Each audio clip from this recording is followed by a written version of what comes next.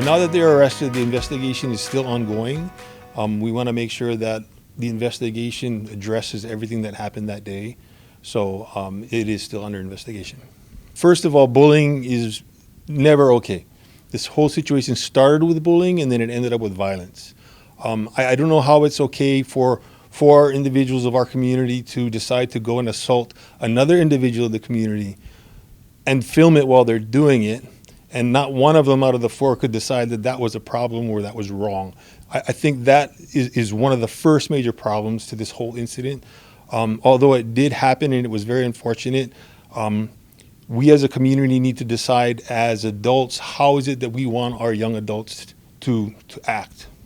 And under the circumstances here, we don't want our kids acting like this. We need to slow it down, let the system do its thing. These 4 people were arrested. They're under investigation.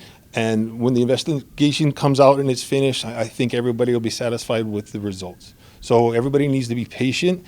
Maybe this is a time for retrospect, to think about what it is and what it's not, and then make better decisions. It could expand the investigation now that you want to go out and do violence on others. Now we're going to arrest you. And so, what we really want to do is focus on the first bad thing and make sure that's the only bad thing that happened.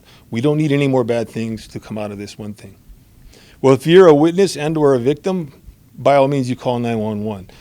So in this case, 4 people didn't feel that was worthwhile, and that they decided to attack this other young girl, which is, I don't think that's the community that we want to be. So we got to do better as a community, and we got to do better as parents for our kids to stop acting like this. Well, there are many programs that happen in the schools that address bullying. For the police department, we have our DARE program that is in a lot of the elementary schools. We address a portion of the program that addresses bullying, and it's never okay to bully anyone.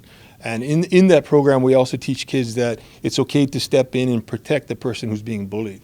So it's more of a group effort to make sure that everybody feels safe and everybody's okay. If you are with your kids a lot, I would suggest first that we teach our kids what is appropriate, what isn't appropriate.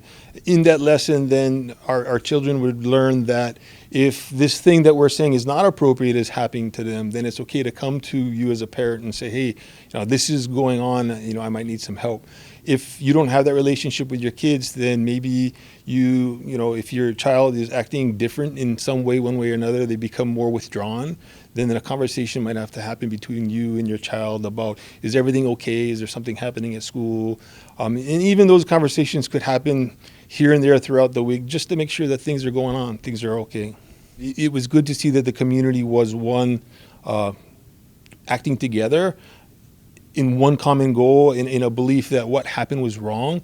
But in that same sense, we need to do better to really realize what it is that is wrong and right, and set the example for the kids. So for us, we appreciate the fact that the community is out there, that they're posting things for us to see, that they're giving us tips and information on crimes that are occurring, so we can follow up, because we can't be everywhere at once. So in this case, this was brought to us by social media, and we were able to use that to address the situation very quickly and effectively. We should redirect that in a positive way. Instead of grouping together to go and do more violence, we should group together to prevent violence.